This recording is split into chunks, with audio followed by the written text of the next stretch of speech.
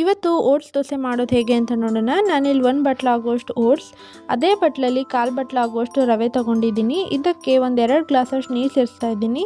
ನೀರು ಸೇರಿಸಿ ಒಂದು 20 ನಿಮಿಷ ಇದು ಚೆನ್ನಾಗಿ ನೆನೆಯಕ್ಕೆ ಬಿಡಬೇಕು. ಈಗ ನೋಡಿ ಓಟ್ಸ್ ಎಲ್ಲ ಚೆನ್ನಾಗಿ ನೆಂದು ಸಾಫ್ಟ್ ಆಗಿದೆ. ಈಗ ಇದನ್ನು ಮಿಕ್ಸರ್ ಗ್ರೈಂಡರ್ಗೆ ಹಾಕೋತಾ ಇದ್ದೀನಿ.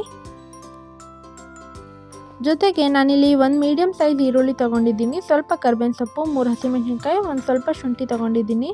ಇಷ್ಟನ್ನು ಸೇರಿಸ್ಕೊತಾ ಇದ್ದೀನಿ. ಈರುಳ್ಳಿ, ಹಸಿಮೆಣಸಿನ್ಕಾಯಿ, ಶುಂಠಿ ಒಂದು ಡಿಫ್ರೆಂಟ್ ಫ್ಲೇವರ್ ಕೊಡುತ್ತೆ. ದೋಸೆ ಫುಲ್ ಟೇಸ್ಟಿಯಾಗಿ ಬರುತ್ತೆ. ಈಗ ಜೊತೆಗೆ ರುಚಿಗೆ ತಕ್ಕಷ್ಟು ಉಪ್ಪು ಕೂಡ ಸೇರಿಸ್ಕೊಂಡು ಇದನ್ನು ಫೈನ್ ಪೇಸ್ಟಾಗಿ ಸ್ಮೂತಾಗಿ ರುಬ್ಕೊತಾ ಇದ್ದೀನಿ.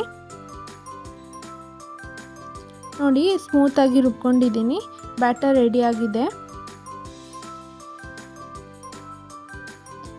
ಈಗ ಒಂದು ದೋಸೆ ತವ ಇಟ್ಟು ಚೆನ್ನಾಗಿ ಕಾಯ್ದಾದ್ಮೇಲೆ ಇದಕ್ಕೆ ಸ್ವಲ್ಪ ನೀರು ಹಾಕಿ ಟೆಸ್ಟ್ ಮಾಡ್ಕೊತಾ ಇದ್ದೀನಿ. ಆನಂತರ ದೋಸೆ ಹಾಕೋತಾ ಇದ್ದೀನಿ. ದೋಸೆ ನಾರ್ಮಲ್ ದೋಸೆ ಥರನೇ ಹಾಕೋತಾ ಇದ್ದೀನಿ.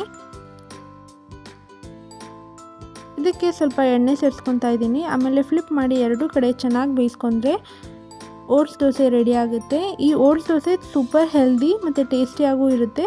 ಮತ್ತು ಬೆಳಗಿನ ಬ್ರೇಕ್ಫಾಸ್ಟ್ಗೆ ತುಂಬ ಈಸಿ ಕ್ವಿಕ್ಕಾಗಿ ಮಾಡ್ಕೊಬೋದು. ನೀವು ಟ್ರೈ ಮಾಡಿ. ಈ ದೋಸೆಗೆ ಚಟ್ನಿ ಜೊತೆ ಸರ್ವ್ ಮಾಡಿದ್ರೆ ತುಂಬ ಟೇಸ್ಟಿಯಾಗಿರುತ್ತೆ. Thank you.